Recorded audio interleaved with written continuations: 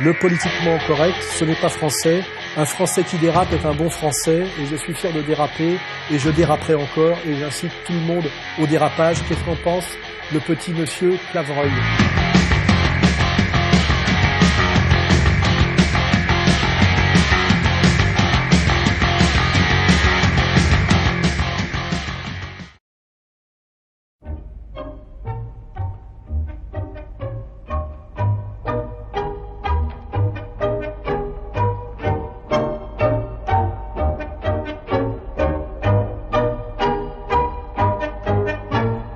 Alain Soral, bonsoir.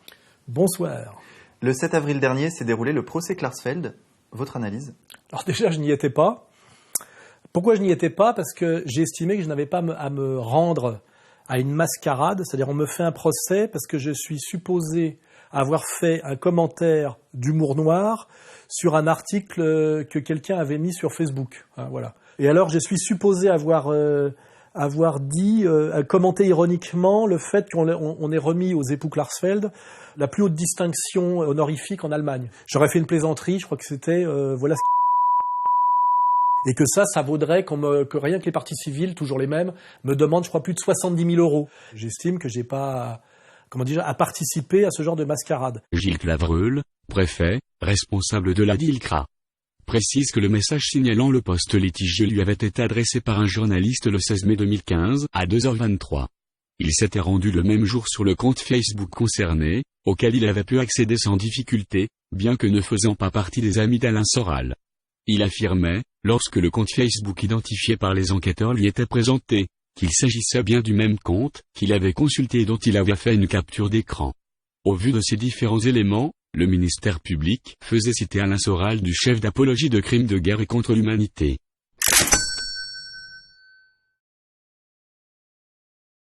Et j'ai bien fait de pas y aller parce que j'étais attendu là-bas, c'était un véritable piège. Hein. Il y avait la LDJ. Faites la gueule. Merci. Bientôt. C'est une menace ? Quoi ? Vous êtes menacé ? Je t'ai menacé. À bientôt. Bientôt. Je t'ai menacé, tu as entendu une menace ? Il y avait, je sais pas combien de dizaines de soi-disant fils et fils de déportés, ce qui est invérifiable, puisqu'il veut dire déjà, par leur intitulé même, qu'ils n'ont pas été déportés eux-mêmes. Hein. Je pense pas qu'il y ait de transmission normalement héréditaire de la souffrance. Ça n'existe pas normalement. Avec, vous savez, des espèces de badges jaunes. Tout ça dans le but d'empêcher en fait la sérénité des débats. Je les vois les vidéos de Soral. Hein. Il n'y a que de la haine, monsieur. Ok ? Oui. Il n'y a que de la haine et de la négation. Pourquoi des gens comme Alain Soral, ils n'iraient pas faire mumuse un peu avec d'autres ?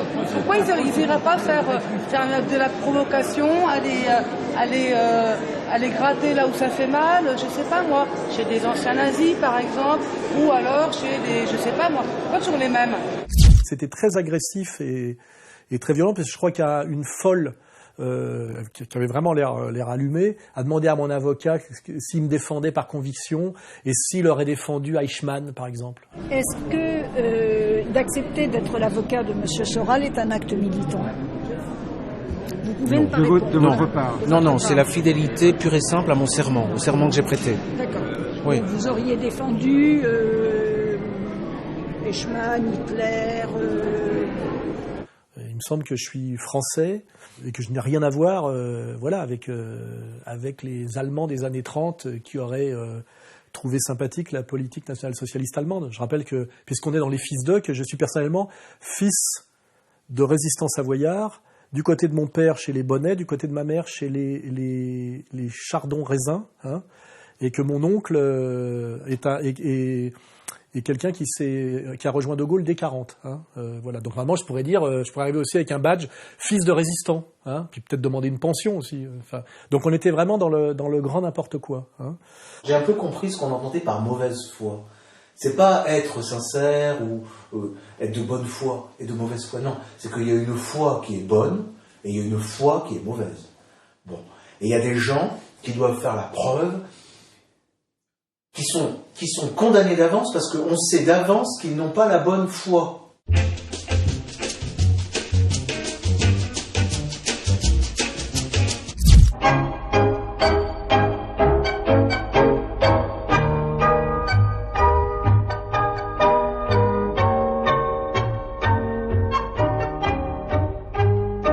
que je voudrais rappeler, je dois en profiter parce qu'on s'attendait à ce que je fasse, je sais pas comment on dit, profil bas ou teshuva, c'est que je n'ai aucune admiration pour les Klarsfeld et que je suis très inquiet que ça devienne des modèles de morale pour pour l'Europe, hein, d'une façon générale, et pour notre monde.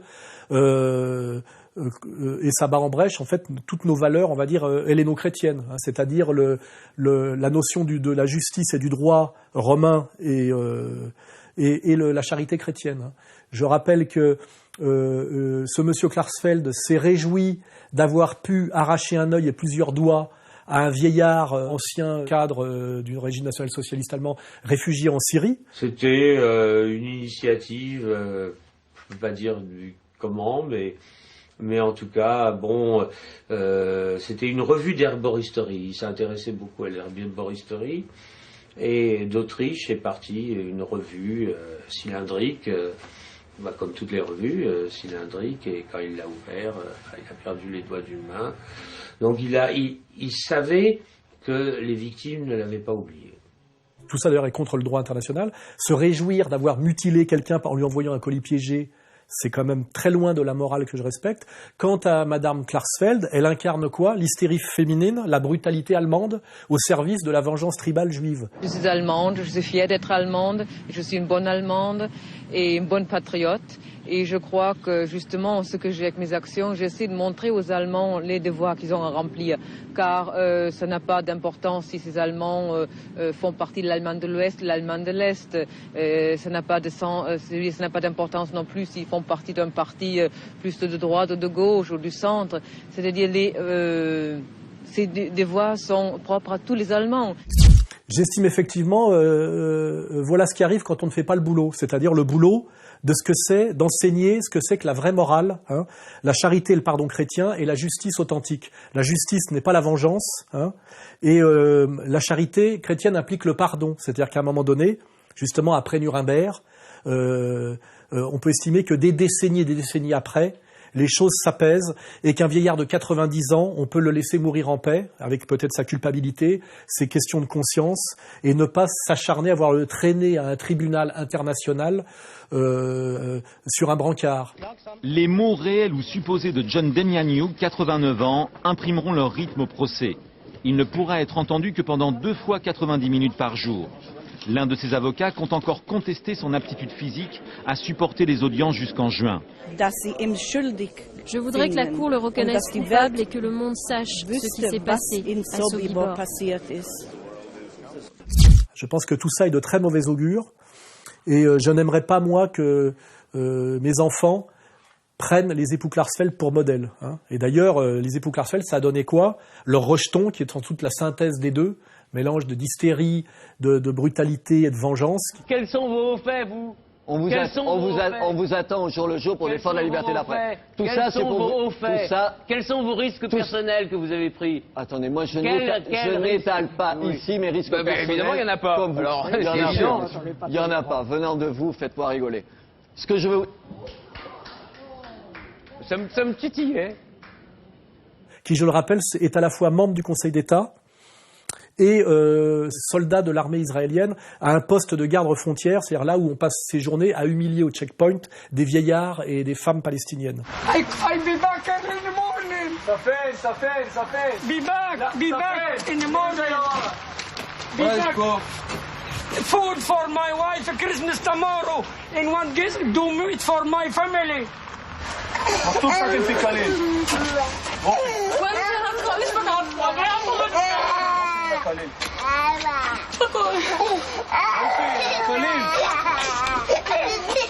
Je n'arrivais pas à me reconnaître dans la politique extérieure de la France, qui a ses intérêts, mais qui n'est pas celle du peuple juif. Et d'ailleurs, mon inquiétude va bien plus loin que ça, c'est que je me dis que si jamais les époux Klarsfeld deviennent le modèle, je redoute le jour où émergeront de l'histoire fatalement les Klarsfeld palestiniens, hein, c'est-à-dire un couple d'un descendant d'une victime des assassinats ciblés des Israéliens sur un cadre du Hamas et d'une Israélienne de gauche hystériquement antisioniste après plusieurs générations, et que ce couple de Klarsfeld, on va dire israélien, se mettront à traquer le petit Klarsfeld Junior, le traîneront à un tribunal international à 90 ans pour avoir été garde frontière dans l'armée israélienne dans les années 90. Si je croyais qu'Israël était un pays d'occupation, j'aurais pas fait l'armée ici, franchement. J'aurais pas fait l'armée. Moi, je pense que la racine du conflit, c'est parce que les dirigeants palestiniens ne veulent toujours pas reconnaître l'existence de l'État d'Israël comme un État à caractère juif. Donc je pense que tout ça est non seulement très mauvais pour la morale et la justice authentique, mais même très mauvais pour la jeune génération juive, celle de demain et d'après-demain. Parce que forcément, avec toutes les exactions qu'ont commis les Israéliens, enfin le régime israélien et Tsahal depuis des années. Cette scène, surprise par une caméra de télévision américaine, révèle au monde entier que l'armée israélienne a reçu l'ordre de frapper, de briser les os, les bras, les mains qui lancent des pierres.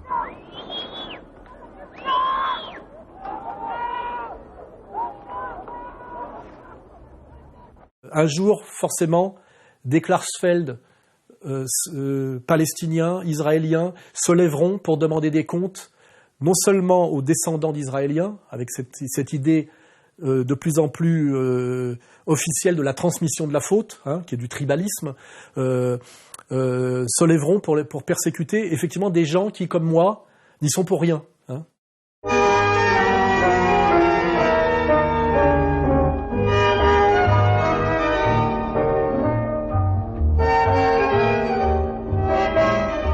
On m'intente systématiquement des procès politiques, en demandant d'ailleurs qu'on fasse de la publicité au jugement rendu, en m'imposant des publications très chères dans des journaux, etc. Je fais remarquer que normalement, ce sont des procès publics auxquels le public peut assister. Or, ça se joue dans des salles minuscules, avec une très grande difficulté d'accéder. C'est des heures d'attente maintenant pour rentrer dans le palais de justice. Or, en fait, ce sont des procès à huis clos déguisés. Je trouve que normalement, on devrait demander, et il devrait être accepté comme aux États-Unis, que ces procès, qui sont des procès politiques qui intéressent le public français notamment, puissent être filmés. Or, c'est interdit. Nous sommes obligés, nous, de prendre en sténo les procès pour essayer de sortir après des fascicules pédagogiques. Et je pense que normalement, ma demande devrait être acceptée par toutes les parties, que les Français voient ce qui se passe au procès d'Alain Soral, intenté toujours par la même communauté et pour les mêmes raisons. Des raisons d'insoumission à un pouvoir de plus en plus grandissant et inique et injustifiable selon les valeurs de liberté, d'égalité et de fraternité, qui sont censées régir notre République. Je pense que ces gens-là verraient ça d'un mauvais œil, parce que là, les Français verraient la partialité des juges, leur brutalité, la médiocrité des partis civils et leur malhonnêteté. Monsieur Kirman, bonjour. Quelques questions pour RTV, le média d'Alain Soral. Bonjour. Monsieur Fickelkraut, une petite réaction? C'est pour RTV, le média d'Alain Soral. Non. Maître, pourquoi avoir dit que j'avais provoqué Monsieur Aziza lorsqu'il m'a frappé? J'ai pas dit, j'ai plaidé. Comment? Oui, vous avez plaidé. Vous n'aviez pas le droit de le filmer, qu'il refusait de J'ai parfaitement le droit de le filmer. Non. Monsieur a le droit de filmer. Mais monsieur a le droit de filmer sur un lieu public. C'est les instructions qu'on a du commissaire. Bah si, dans un lieu public, on a le droit de filmer. J'ai parfaitement le droit de plaider le contraire. Les Français qui sont encore élevés, eux, dans des valeurs qui ne sont pas les valeurs Klarsfeld, mais je dirais des valeurs helléno-chrétiennes, seraient profondément choqués, comme ils seraient choqués de voir ce qui se passe au procès de Dieudonné. Vous êtes devant votre juge, monsieur Boulard.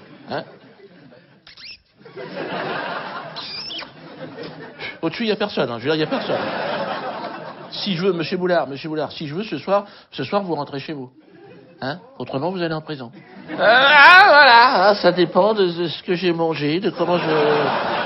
Donc je pense que de plus en plus, nous allons demander la publicité réelle des débats et que ces procès soient réellement, puisque ce sont des procès politiques, que ce soit des procès publics, que la partie adverse et le parquet, c'est la partie adverse aussi, le parquet c'est le pouvoir, c'est pas la chancellerie, m'octroie ce que Staline octroyait quand même au procès de Moscou, c'est-à-dire que les procès étaient filmés. C'est bien la mort qui attend Boukharine. Le 2 mars 1938, dans une salle remplie de membres de la police politique, son procès commence. C'est une formalité.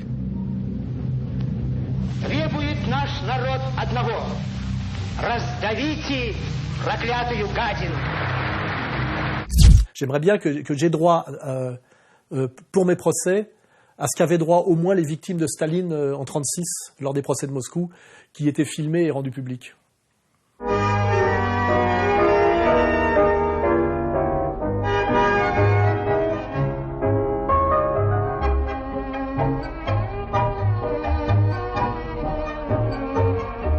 On voit bien qu'il y a non seulement un acharnement, mais il y a un crescendo. On voit bien qu'en ce moment, la communauté, on va dire sioniste toute puissante en France, parce que c'est ça le problème, qu'elle soit toute puissante en Israël, c'est le problème des Israéliens et des Palestiniens, mais qu'elle soit toute puissante en France, pour un patriote français, un citoyen honnête, c'est très inquiétant, insupportable et de mauvais augure.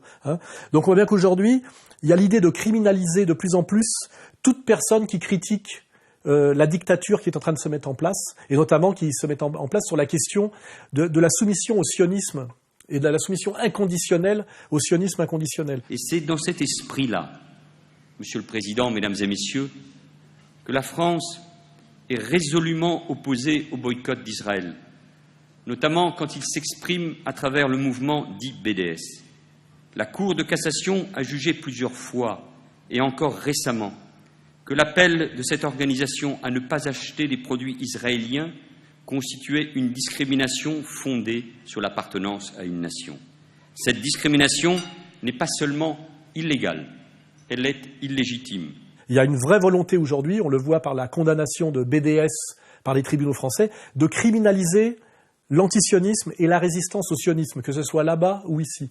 Et là, j'ai été convoqué à la police sur plainte, une fois de plus, de la communauté organisée. Là, je crois que c'était l'inénarrable Samy Gozlan, avec son BVN, je sais pas quoi, un truc où il est tout seul. Il m'a fait convoquer à la police, et le parquet instruit. Tu vas nous dire exactement pour quelle phrase j'ai été convoqué par la police. Inévitable et sordide récupération de la mort de 120 Français, morts principalement à cause de la politique française en Afrique et au Moyen-Orient, au service des intérêts sionistes. Donc on essaye de dire que ce commentaire doit être considéré comme criminel aujourd'hui en France. De dire donc que les attentats que nous subissons en ce moment sont liés à la politique catastrophiste qu'a eu l'État français en Afrique et au Moyen-Orient. Je suis conscient de la force de ce que je suis en train de dire. Monsieur Bachar al-Assad ne mériterait pas d'être sur la terre. C'est dans ce contexte que le gouvernement français prendra la décision de briser l'embargo européen. Dans le secret le plus total, Paris livre des armes aux rebelles. François Hollande le reconnaîtra beaucoup plus tard dans une confidence à l'auteur de ce livre. Nous avons commencé quand nous avons eu la certitude qu'elles iraient dans des mains sûres. Pour les armes létales, ce sont nos services qui ont procédé aux livraisons. Que se passe-t-il quand ces djihadistes rentrent en France ? Nous devons d'abord faire la preuve qu'ils combattent dans des groupes proches d'Al-Qaïda. Monsieur le ministre, pour parler clair, tous les combattants français actuellement en France seront poursuivis par la justice, c'est ce que vous dites ? Pas tous, pas tous. Les services secrets syriens sont venus il y a 2 ans lui proposer la liste de tous les djihadistes français opérant en Syrie. Bernard Squarcini s'est tourné vers son homologue français qui a dit effectivement ça m'intéresse mais il faut que je réfère au Premier ministre Manuel Valls. Manuel Valls a dit pas question, nous n'échangeons pas de renseignements avec un régime tel que la Syrie. Il est officiel et indiscutable que nous avons favorisé et financé les réseaux djihadistes pour aller combattre le régime d'Assad en Syrie. Que font les armes françaises sur le front syrien? Pouvez-vous me le dire? Que font les missiles Milan sur le front syrien? Tant que ces groupes s'attaquaient aux chiites, aux alaouites, on a fermé les yeux, jusqu'ici tout va bien, parce que ce sont nos ennemis étant donné qu'ils sont alliés à la Russie. Donc on n'a pas vu venir, on n'a pas voulu voir la réalité. Le 28 janvier 2013, le ministre des Affaires étrangères Laurent Fabius a déclaré que le front Al-Nosra faisait du bon boulot. La diplomatie française a instrumentalisé des mouvements terroristes pour parvenir à des objectifs qui ne correspondent même pas à l'intérêt de notre nation. Cette politique absurde, mélange de cynisme et d'amateurisme, nous l'avons payé le prix du sang. Donc j'ai fait un commentaire qui était frappé au coin de la morale et du bon sens et de la vérité historique. Et pour ça, j'ai quand même été convoqué par la police sur dénonciation de monsieur Samy Gozlan et de son association qui ne comporte que lui-même, et tout ça validé par le parquet. En revanche, j'ai dit que trop c'était trop, et que là j'ai gardé mon droit au silence, c'est-à-dire que je n'ai rien dit, et donc on verra s'il y a un procès pour ça.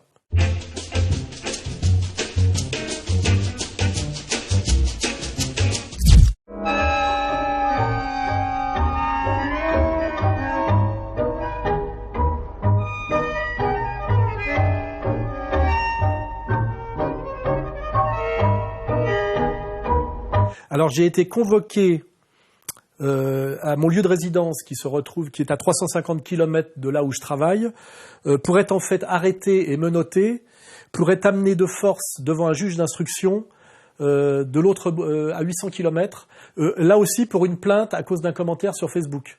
Quelqu'un a porté plainte avec constitution de partie civile, un juge d'instruction a exigé de me voir, et comme je ne m'y suis pas rendu spontanément et avec plaisir, parce que j'ai un peu autre chose à faire, et je trouve un peu scandaleux ce harcèlement, on a mobilisé trois gendarmeries pour venir me chercher, à 3 voitures avec plus de 10 gendarmes, pour m'amener de force de l'autre côté de la France.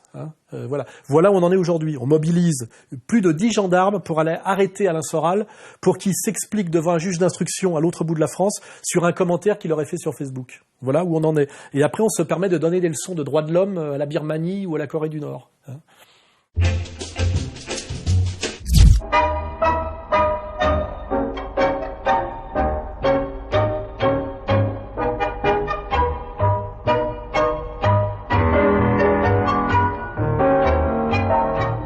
Alors ce qui est intéressant, c'est, on va le mettre en post-production, il faut relire le préambule de la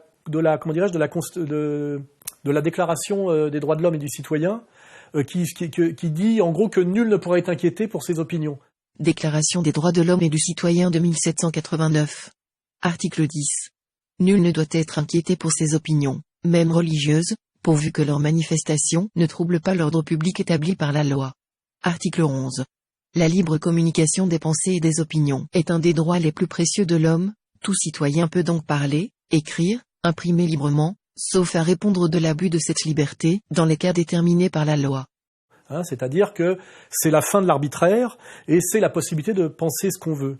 Cette liberté a été progressivement reniée, toujours par les mêmes, je le précise bien. Il y a eu d'abord le décret Marchandeau qui a été abrogé, et puis la loi Pleven, puis la loi Guesso, mais il n'y avait même pas besoin de la loi Guesso, puisque je rappelle que Le Pen, pour avoir considéré... Je crois que c'est un point de détail de l'histoire de la Deuxième Guerre mondiale. Une opinion qui peut ne pas être partagée. Déjà, avec la loi Pleven, il avait pris 130 millions de centimes d'amende, et pour avoir ne pas s'être parjuré ou déjugé, il a été recondamné une deuxième fois récemment, ce qui était même étrange, parce que normalement, on ne juge pas la même chose 2 fois. Est-ce que, lorsque vous avez parlé de point de détail, vous avez regretté à un moment donné ou à un autre? Pas du tout. À aucun moment. À aucun moment. Ce que j'ai dit correspondait à ma pensée, que les chambres à gaz étaient un détail de l'histoire de la guerre, à moins d'admettre qu'elle soit la guerre qui soit un détail de vous maintenez ces propos.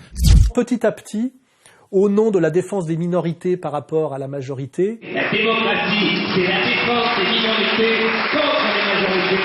C'est ça la vérité. On a renié, la liberté d'opinion pour réinstaurer le délit d'opinion systématique quand il s'agit, de critiquer une certaine communauté, est toujours la même, et d'afficher une certaine insoumission à sa puissance exorbitante. Des règles nouvelles doivent être imposées à Facebook, Twitter et Google pour freiner cette évolution. L'état d'urgence doit aussi s'appliquer sur Internet. Et j'ajoute, Monsieur le Président, que la disposition visant à sortir les délits antisémites et racistes du droit de la presse pour les faire rentrer dans le droit commun figurera dans le projet de loi Égalité-Citoyenneté soumis au Parlement au printemps.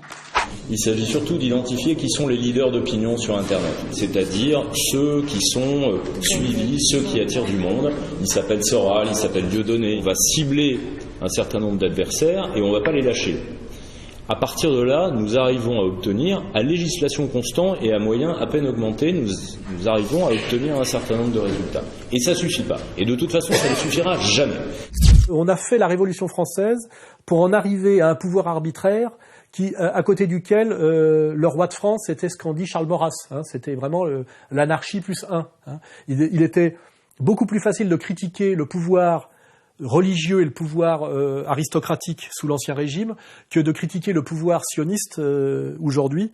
C'est une certitude. Et il est même beaucoup plus facile de critiquer le pouvoir israélien en Israël que le pouvoir israélien sur la France. Hein, c'est une certitude aussi. Gilad Atzmon me le confirme chaque jour. Hein, voilà. Fais pas ci, fais pas ça, vote pour lui, pas pour celui-là. Je veux un amendement, viens ici, fous-moi le camp. Cette loi, je la veux, c'est pour le beauf à mon neveu. Vire-moi cette manif devant le dîner du CRIF. Fais pas ci, fais pas ça, tu viendras à ce dîner et tu vas nous écouter. Ferme-la, Black Sherman, il va falloir te prosterner. Il peut pas blairer l'islam, vas-y, passe-moi du poulet.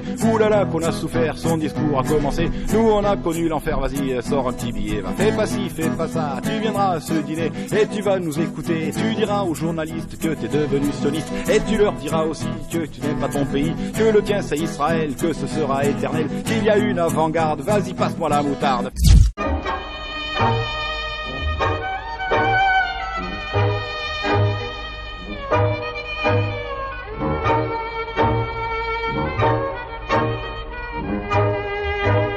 Parmi tous ces dysfonctionnements et ces abus incroyables, je me pose la question de la présence systématique de l'inénarrable Frédéric Aziza, qu'on peut, sans que ce soit de la diffamation, qualifier d'avorton hystérique, puisqu'il est minuscule de taille et très très excité. Non, vous me filmez pas parce que sinon je la pète votre caméra. Attention, ok, je la pète votre caméra.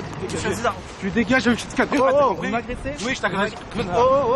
Et j'ai réfléchi, je me dis mais pourquoi la communauté organisée, qui est tout sauf idiote, envoie ce type qui n'incarne pas par sa finesse le génie juif. Car Sorel et Dieudonné fonctionnent comme des gourous, et plus précisément, ils sont des gourous de la haine. Ça serait plutôt le bas de gamme de la communauté.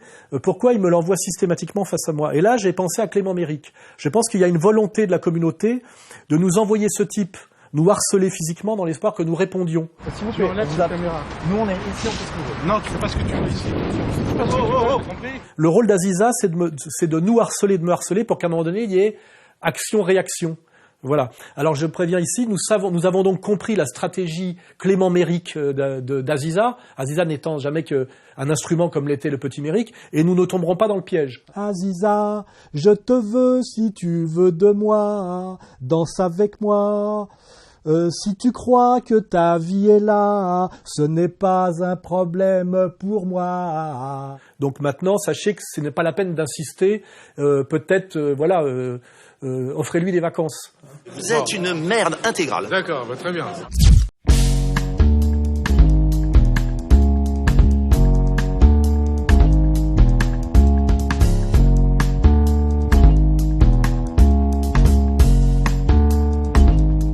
Alors il y a deux choses déjà, c'est de voir un peu cette haine tribale qui est très choquante par rapport à nos valeurs profondes, qui ne sont pas les valeurs Klarsfeld, mais qui sont les valeurs, on va dire, universelles helléno-chrétiennes, hein, c'est-à-dire la raison et la charité. Quand un type meurt, vieux comme ça, qui était en plus un caricaturiste, c'est pas un général d'armée, c'est pas un type qui a du sang plein les mains comme Fabius ou comme Bernard-Henri Lévy. Que immédiatement le commentaire qui en est fait par Finkielkraut, qui est, je vous rappelle, académicien. Les nouveaux habits d'Alain Finkielkraut. Regardez, épée et habit vert, le philosophe a rejoint tout à l'heure l'Académie française. C'est de dire Siné était antisémite. Je suis antisémite, a déclaré Siné. Je n'ai plus peur de l'avouer. Je vais faire dorénavant des croix gammées sur tous les murs. L'antisémitisme est condamnable quand il vient des skinheads identitaires, mais quand il s'exprime au nom des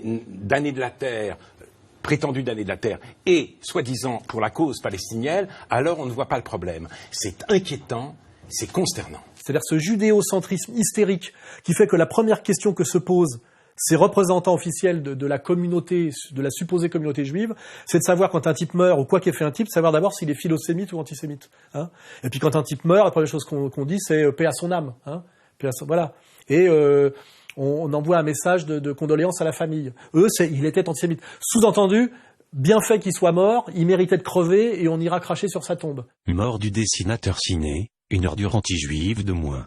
Le caricaturiste antisémite Ciné est mort. Bon débarras. Bonne nouvelle. Les ordures crèvent un jour. Un antisémite de moins, tant mieux. Qu'ils crèvent tous. C'est dommage que cet antisémite avait quitté l'équipe de Charlie Hebdo. Car il aurait vécu moins longtemps. 87 ans, c'est beaucoup trop pour cette ordure. Ne boudons pas notre plaisir.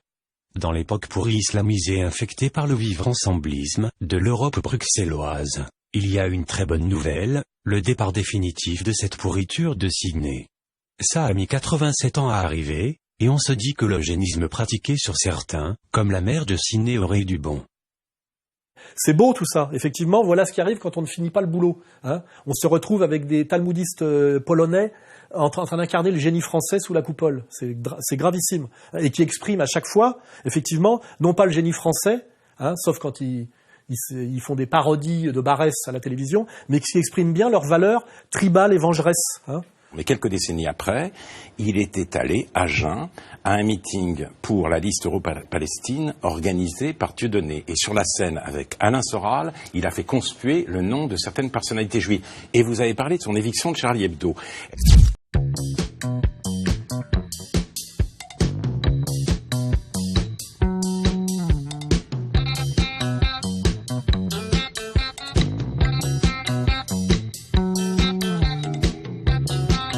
Oui, alors j'ai fait une grosse analyse la dernière fois sur, selon moi, l'avenir du FN, de Marine Le Pen et du FN au présidentiel. La double candidature Valls à gauche, Juppé à droite, est le piège mortel qui fait que Marine Le Pen ne sera pas au second tour. Je l'ai fait suffisamment tôt en prenant des risques. Je dis pas que j'ai raison, mais c'est mon analyse. Hein. Alors après, j'ai lu les commentaires qui étaient faits de cette analyse, et petite remarque, les commentaires les plus apodictiques en général sont toujours les plus bêtes. Hein.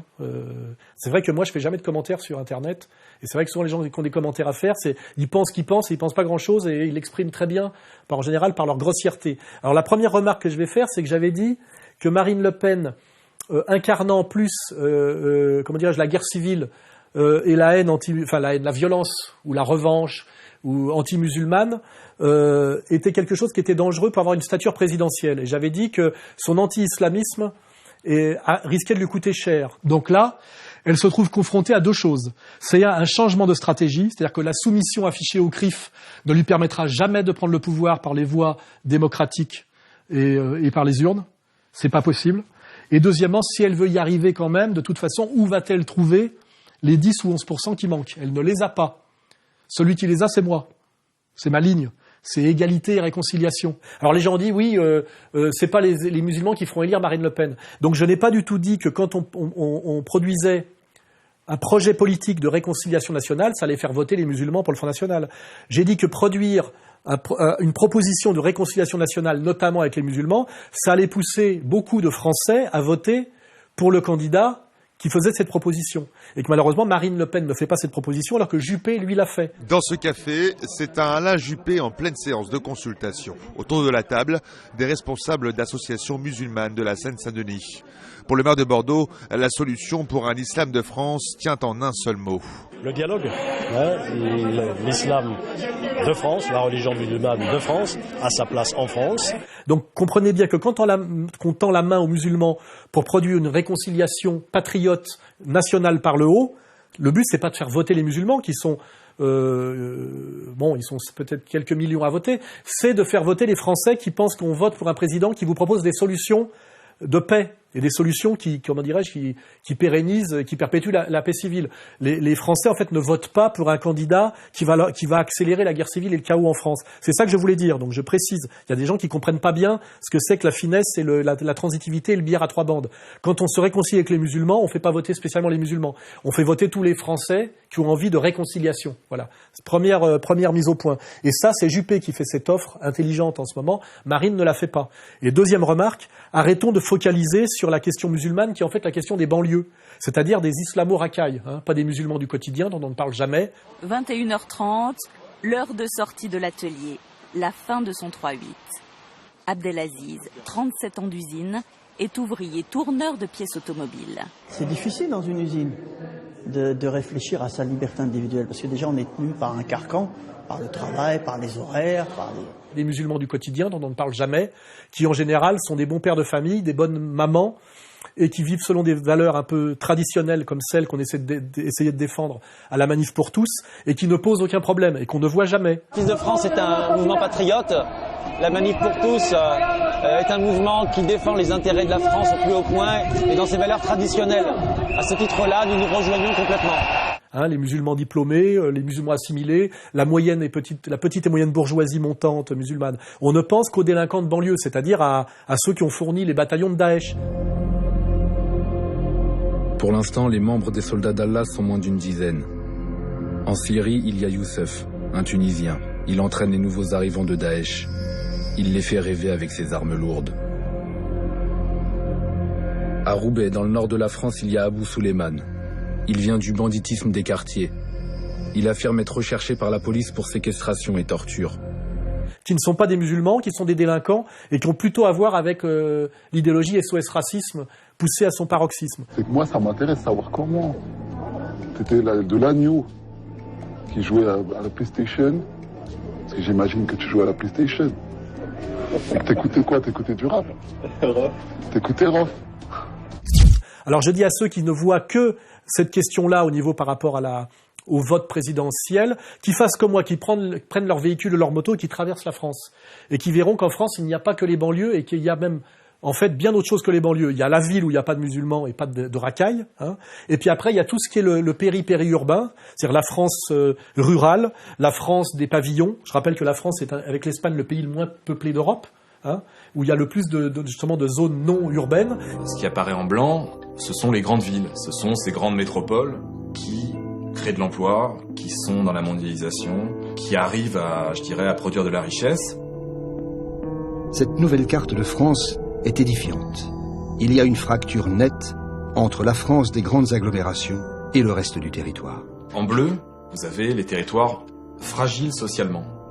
Ces zones qui apparaissent en bleu sur la carte ne sont pas les déserts humains que l'on imagine.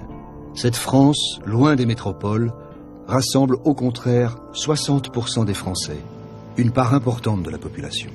Cette France périphérique, c'est une France à l'écart de la mondialisation, à l'écart du marché de l'emploi, à l'écart des secteurs économiques qui comptent.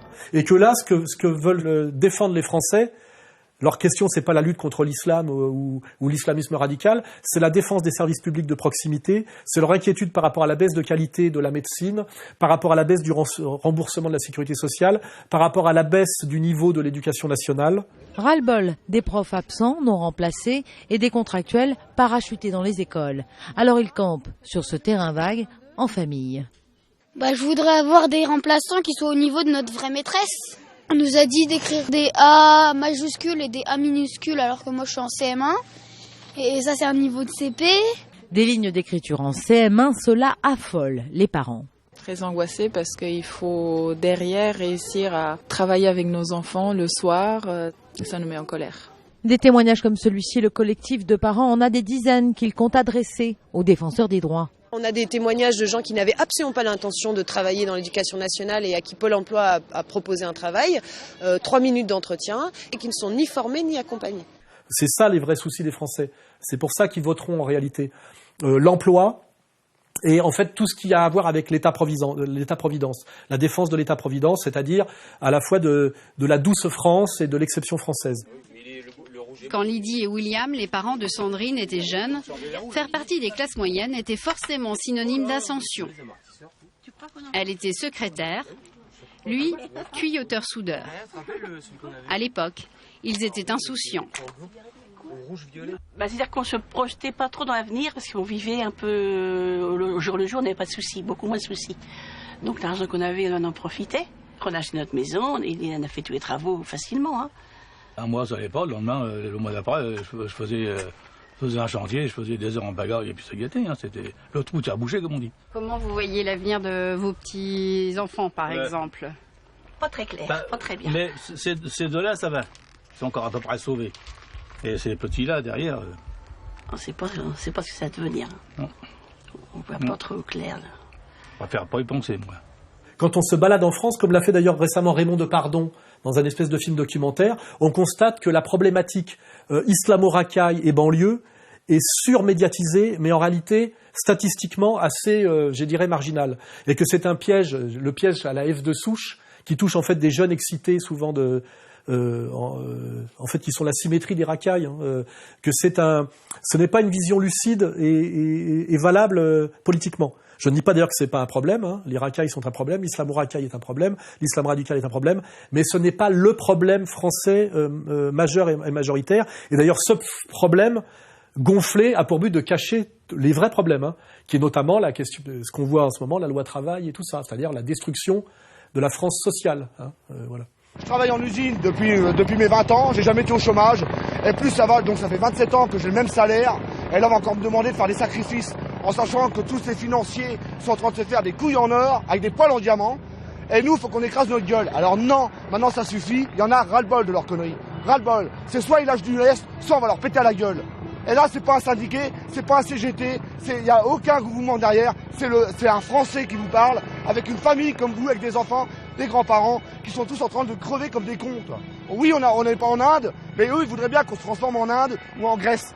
Tout le monde au niveau de la Grèce, Comme ça, eux, ils ramassent, Alors, non, c'est non. Vous êtes en France, on défend la France. On est des Français, pas des terroristes. C'est eux, les terroristes. On est d'accord ?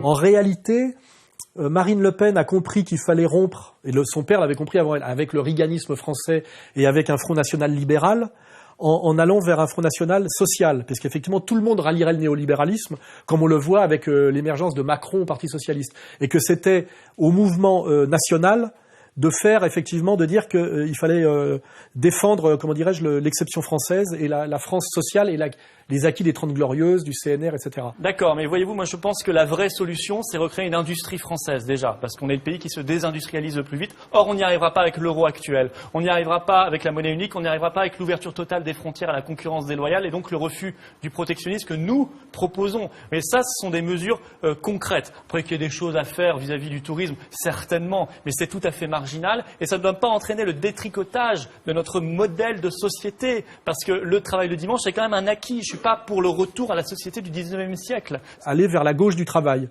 défendre les acquis sociaux, défendre même le statut des fonctionnaires, etc. Ce que le Front National a très bien fait. Mais Marine Le Pen a cru que s'il fallait qu'elle aille plus vers la gauche du travail, il fallait qu'elle soit moins à droite. Il se trouve que la droite traditionnelle, la droite parlementaire, l'UMP, était en décomposition totale, elle était en morceaux, elle était dispersée façon puzzle, et qu'il y avait un électorat tout entier qui s'est retrouvé orphelin. Et en fait, au moment même où la droite était à terre, nous n'avons fait que du chevènementisme. C'est-à-dire au moment où il y avait tout un électorat à récupérer, on a parlé exclusivement à la gauche et on n'a envoyé aucun signal à cet électorat. Quand on fait du ni droite ni gauche, c'est bien, mais si on fait du ni droite ni gauche ni droite, là ça devient un peu inquiétant. En fait, en faisant ça, elle a validé le système gauche-droite. Or, le système gauche-droite, c'est une escroquerie. Il n'y a pas aujourd'hui de gauche ou de droite. Il y a une alliance de la droite financière néolibérale et de la gauche bobo, de la gauche libertaire, c'est ce qu'on appelle le libéralisme libertaire.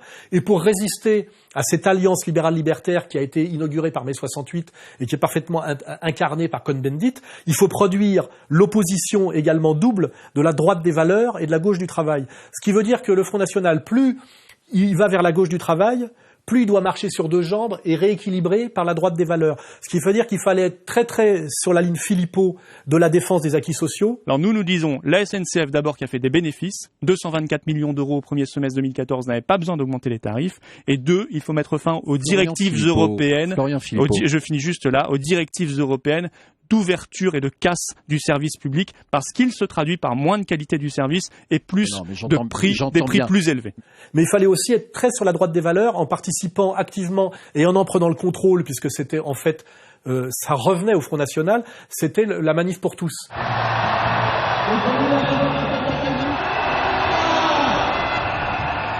vrai qu'on peut dire qu'il y a d'une manière générale une majorité de chrétiens, mais il n'y a pas que des chrétiens, il y a des musulmans, il y a des gens qui n'ont pas d'appartenance religieuse, mais en même temps, on se rend bien compte que là, c'est vraiment les fondements de la société qui sont en train d'être bousculés. C'est-à-dire la défense de la famille traditionnelle, lutter contre la théorie du genre, etc. Or, Marine Le Pen a totalement abandonné ce combat en pensant que puisqu'il fallait que le Front National aille plus à gauche, il fallait qu'il soit moins à droite. Tiens, juifs, musulmans, hétérosexuels, homosexuels, non-croyants, on est d'abord français. C'est une petite phrase lâchée lors de la plus traditionnelle des manifestations frontistes. Marine Le Pen, tout à sa stratégie de dédiabolisation, tend alors la main à plusieurs minorités. Le but, montrer que le FN n'est ni raciste ni homophobe. Bien que le Front National s'oppose au mariage pour tous, Marine Le Pen a choisi de ne pas officiellement appeler à manifester. Parce que l'UMP en sera, mais aussi pour ne pas risquer d'être associée à d'éventuels dérapages homophobes. Et elle était là dans la validation gauche-droite de l'ennemi. Alors qu'en fait, il fallait qu'elle marche sur ses deux jambes et que plus elle prenait des positions gauche du travail, plus il fallait qu'elle prenne des positions droite des valeurs. C'est-à-dire et défense des acquis sociaux, du monde du travail et défense des valeurs traditionnelles. Vous êtes contre le mariage pour tous ? Oui. Totalement contre ? Oui, oui. Et vous n'irez pas manifester ? Non, je n'irai pas manifester. Elle a commis cette grave erreur d'abandonner la droite des valeurs et du coup elle a perdu un certain électorat de la bourgeoisie catholique et de la bourgeoisie vieillissante. Et aujourd'hui, elle s'en rend compte par des études et donc elle se dit la bourgeoisie et les vieux ne votent pas pour moi, donc je vais revenir sur mes promesses de sortir de l'UE et de réintroduire le franc. Que feriez-vous concernant l'euro ? Jusqu'à il y a peu, vous disiez le préambule à toute action efficace, c'est de sortir immédiatement la France de l'euro. Vous avez changé d'avis en disant que vous organiseriez un référendum au bout de quelques mois. Où en êtes-vous ? Allons-nous, si vous êtes président de la République, sortir in petto de l'euro ? Il n'a jamais été question de cela, monsieur. Jamais. Jamais. Ce qui est catastrophique.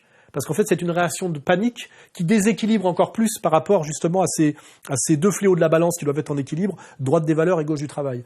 Et je fais remarquer, moi, que défendre la gauche du travail et la droite des valeurs, c'est la même chose et que ce sont des électorats qui sont non seulement complémentaires mais en harmonie. Parce que l'on lutte pour protéger la famille de sa destruction ou qu'on lutte pour protéger le code du travail par rapport à la loi travail, c'est lutter dans les deux cas pour sauver et maintenir des structures qui protègent la qualité humaine, la qualité de la vie et l'humanité contre la violence libérale de la dérégulation et de la déréglementation systématique, qui est en fait la dictature du marché et la soumission totale par la flexibilité totale de l'individu à la violence et à l'absurdité du marché. Rendez-nous nos emplois, rendez-nous. S'ils ne veulent pas être licenciés, ces ingénieurs doivent accepter de travailler en Pologne. C'est là que Delphi va délocaliser son centre de recherche et développement. Cette offre de reclassement révolte les salariés. Je ne sais pas comment je vais faire, je vais voir, je vais poser la question à mes enfants si ça leur plairait d'aller à l'école à Cracovie, de changer de pays. Je pense que je vais en parler le soir de Noël, ce sera intéressant. Parce que là, ils nous annoncent ça à 2 semaines de Noël. Elle est merveilleuse, on est là pour dire à M. Hollande qu'il n'a pas le droit de priver par une loi un enfant d'un père ou d'une mère et comme emploi d'avenir, il ne peut pas proposer aux filles de France de louer leur ventre. C'est la même chose de défendre le code du travail que de défendre la famille traditionnelle. Et ces deux combats se rejoignent et sont partagés par les mêmes, qu'ils soient d'origine bourgeoise catholique ou qu'ils soient issus du Parti communiste. Monsieur White, le patron de chez Suner, avait proposé à ses salariés qu'il avait licenciés d'aller travailler en Roumanie pour 110 € par mois. Alors maintenant, leur prime d'ancienneté, c'est ce qui faisait un petit peu la différence entre les salaires de Roumanie et le salaire un petit peu plus fort de 110 €. Et ça, aujourd'hui, c'est pas pensable.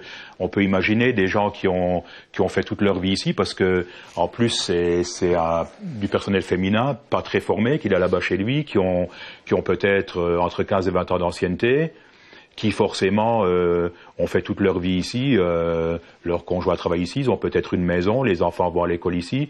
Donc voilà, ça voudrait dire partir en Roumanie, c'est tout remettre en cause, quoi, là.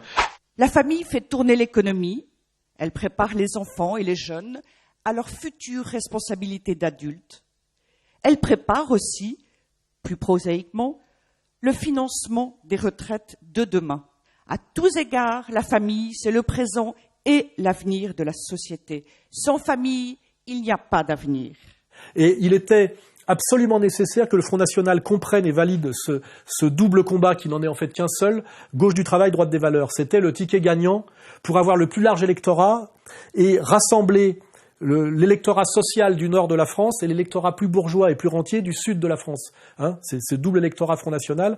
Ils étaient convergents par la politique de la gauche du travail et de la droite des valeurs. Marine n'a pas compris ça. Alors là, on touche au schisme qui divise en ce moment le FN, la question de l'avortement, de la contraception.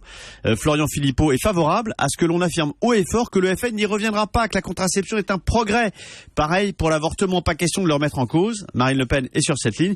Ça, c'est les progressistes. Et en face, il y a les tradis, Marion Maréchal Le Pen et une partie des cadres du FN qui sont contre l'idée d'abandonner le credo pro-famille, hostile à des avortements qu'ils qualifient volontiers de confort. On voit que c'est un débat décisif, explosif même pour le FN, qui repose historiquement sur deux piliers, la préférence nationale et les valeurs morales. Elle a abandonné la droite des valeurs pour aller vers la gauche du travail. En coulisses, c'est pourtant bien sur les idées que les cadres s'écharpent. Parmi les derniers exemples en date, Louis Alliot, qui appelle à un changement important, visible de la population. Il n'en fallait pas plus pour y voir une contestation de la ligne édictée depuis 2012 par Florian Philippot. Ils veulent juste qu'on entende plus parler de leurs mesures en faveur des entreprises, en faveur des petits patrons, des artisans, des commerçants, et que ça soit un message qui soit adressé un peu plus clairement aux électeurs de droite, là où il y a pour beaucoup de dirigeants FN un réservoir de voix, pour essayer de séduire ces électeurs-là. Convaincre Marine Le Pen de faire bouger les lignes, trop à gauche selon certains élus qui se sont déjà publiquement prononcés pour l'allègement des cotisations pour les entreprises ou encore pour la suppression de l'impôt sur la fortune, des mesures libérales économiquement qui rappellent le programme de Jean-Marie Le Pen à la création du Front National. Aujourd'hui, elle corrige le tir de manière maladroite et trop tardive. Elle a laissé tout un espace à Juppé. Elle a perdu et la bourgeoisie traditionnelle française et les petits rentiers et aussi les électeurs musulmans. Ça fait quand même beaucoup de monde et je pense que cette succession d'erreurs feront, en ce moment d'ailleurs que le message du Front National est assez inaudible. Marion Maréchal Le Pen tourne les talons. La députée quitte la réunion du mouvement initié par Robert Ménard bien plus tôt que prévu et ne veut pas épiloguer. Rassurez-vous, il n'y a pas de souci, tout va bien. Voilà, c'est juste qu'on considère qu'il y a un certain nombre de déclarations qui sont pour le moins maladroites. Je voudrais remercier Marion Maréchal Le Pen. Le pari ici, on l'a dit dès le début, c'est de réconcilier, de faire travailler ensemble les droites qui sont diverses, différentes, divergentes, qui pour certaines se combattent. Essayez tous ensemble de voir quels sont les points communs, qu'est-ce qui nous rassemble. Mais vous savez, la notion droite-gauche, il va falloir au bout d'un moment que... Parce que là, dans ces discussions, on est un peu en retard sur les Français. C'est pas la question c'est de convaincre les gens de votre parti, de convaincre des gens comme Marion Maréchal Le Pen qui dit « moi je suis de droite », Louis Alliot « moi je suis de droite ». Mais ils ont le droit de le dire, voilà. Donc, ça me dérange pas. Peut-être qu'eux aussi sont dépassés par Je rapport aux vous parle du positionnement politique. Ils sont peut-être dépassés de dire ça, peut-être ringard. Je pense que le parti politique Front National serait complètement has-been si lui-même se positionnait en disant « nous on est de droite ». Moi je me considère comme une femme de droite, souverainiste. Identitaire. Donc vous ne vous retrouvez pas dans les valeurs défendues par Robert Ménard et tous ses amis qui étaient réunis à Béziers pendant le week-end. Valeurs actuelles, par exemple, qui dit la dérive de Marine Le Pen vers un mélenchonisme économique matiné de fulgurance gay-friendly. On en est là ? À droite ? Ils disent toujours ni droite ni gauche. Philippot, c'est ni droite ni droite. Ouais. Il ne représente pas les militants du FN, Florian Philippot ? Écoutez, je sais pas, demandez aux militants du Front National. Quand je les vois, j'ai pas l'impression que cette sensibilité-là, elle recouvre sur le terrain économique, sur le terrain de la famille, sur le terrain des valeurs et de la civilisation européenne. Je suis pas sûr que ce soit, le meilleur représentant. Cette succession d'erreurs feront, en ce moment d'ailleurs que le message du Front National est assez inaudible, et que probablement elle risque d'être dans l'incapacité certaine de ne pas pouvoir gagner le deuxième tour de la présidentielle, mais même dans le risque de n'être pas présente au deuxième tour, ce qui est catastrophique par rapport à tous les sacrifices et même, je dirais, les reniements qu'elle a fait pour réintégrer finalement ce qui est l'arc républicain. Derrière Marine Le Pen, qui est irréprochable personnellement, je me demande ce que j'ai fait à ma fille et à la présidente du Front National pour mériter un traitement aussi sévère. Il y a tous les négationnistes, tous les vichistes, tous les pétainistes. Ce qui est aussi d'ailleurs une stratégie, à mon avis, catastrophique, de réintégrer l'arc républicain, qui est aussi réintégrer le politiquement correct, au moment où notamment l'exemple de Trump aux États-Unis nous montre que les gens en ont marre et qu'ils veulent en sortir. You've called women you don't like fat pigs, dogs, slobs, and disgusting animals. Your Twitter account has several disparaging comments about women's looks. Does that sound to you like the temperament of a man we should elect as president? And how will you answer the charge from Hillary Clinton, who is likely to be the Democratic nominee, that you are part of the war on women? I think the big problem this country has is being politically correct. I've been challenged by so many people, and I don't frankly have time for total political correctness. And to be honest with you, this country doesn't have time either.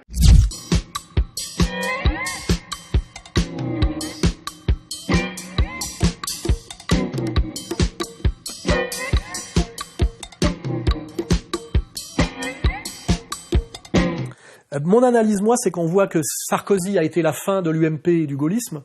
D'ailleurs, il vient de changer le nom du parti en républicain.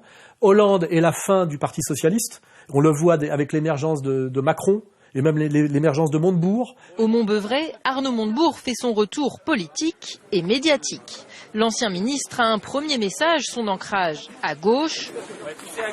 Façon de se démarquer du ni droite ni gauche d'Emmanuel Macron.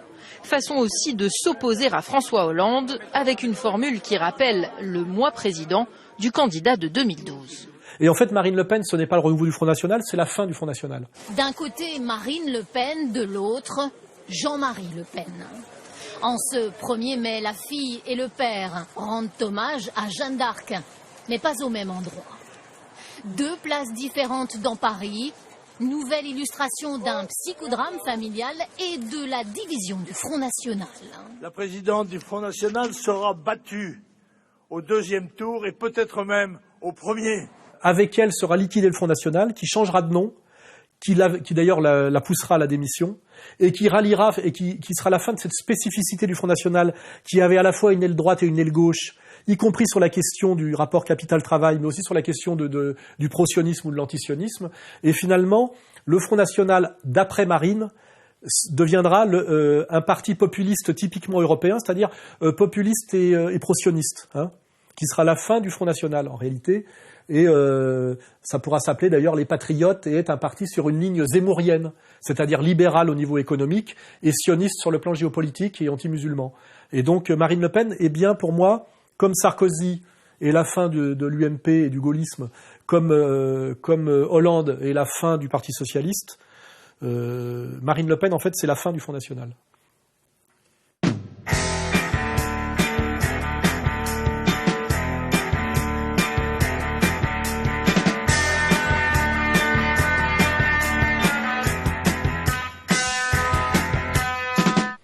Oui, Zemmour dit tout comme moi après moi pour que quelqu'un le dise, mais que ce soit pas moi. Et puis il y a un autre aspect, c'est que se battre à ce point-là pour aller travailler, disons le Grand Capitole doit être tout heureux de vous avoir trouvé, parce que c'est bizarre, c'est que le rêve de tous les gens qui ont compris la vie, c'est de travailler quand même le moins possible, et qu'on voit il y en a beaucoup qui jouent à la bourse pour travailler le moins possible, gagner de l'argent sans travailler, et que vous rêviez d'aller travailler à ce point-là dans des boulots subalternes du tertiaire. Je me dis que la société marchande, pour survivre à toute sa médiocrité, a besoin de gens comme vous. Et je crois que c'est ça le fond du problème.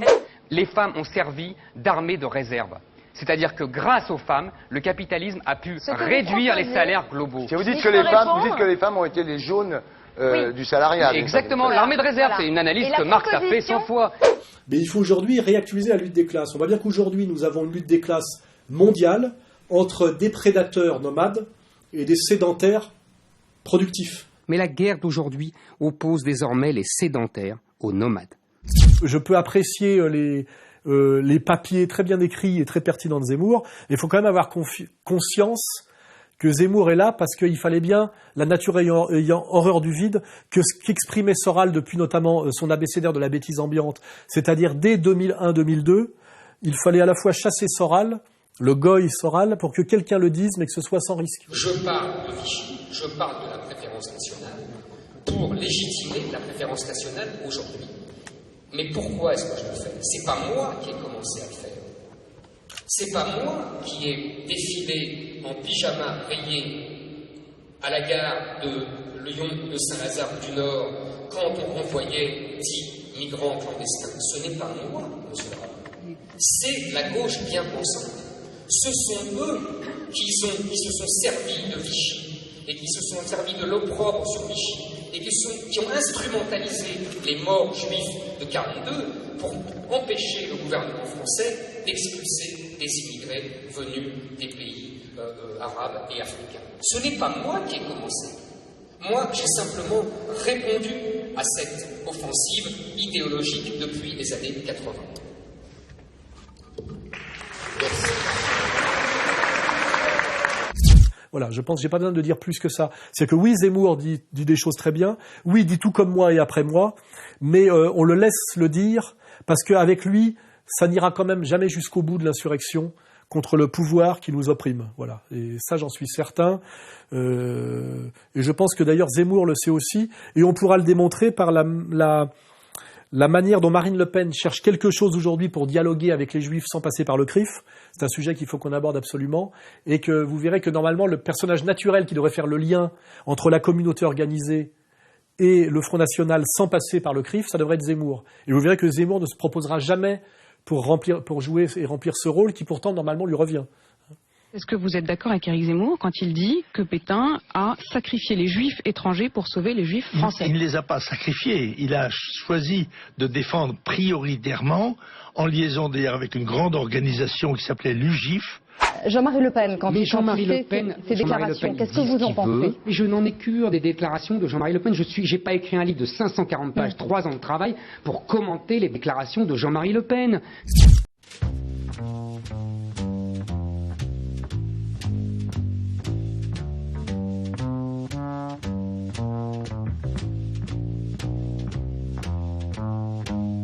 Marine Le Pen, aujourd'hui, s'étant rendu compte que le CRIF l'avait trahi, il avait empêché de gagner des régions au moment du deuxième tour des régionales, a décidé publiquement qu'elle voulait dialoguer avec la communauté juive, mais que ça ne passait pas par le CRIF. Alors elle veut créer un contre-CRIF. Et pour ça, comme elle n'a rien dans sa manche, et que Zemmour ne veut pas y aller, elle est allée chercher un certain Touris. Nous ne considérons en aucune façon que la Ligue de défense juive ou le Bétard crée un trouble à l'ordre public.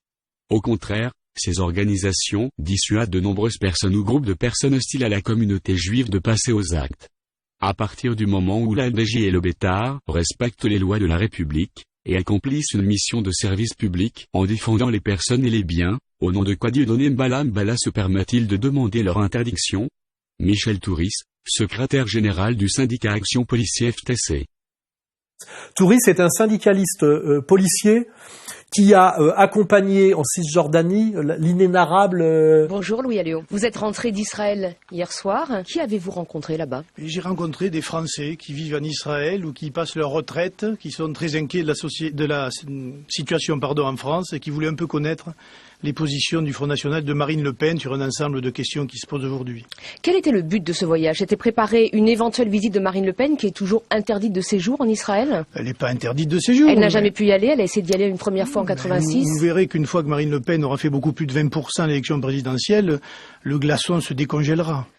Évidemment, il ne fallait pas dialoguer avec le CRIF, mais dialoguer directement avec la diversité des Juifs de France. Non, monsieur Kuckerman, vous n'êtes pas le représentant politique. Les Français juifs ont des représentants politiques, leurs députés et leurs partis.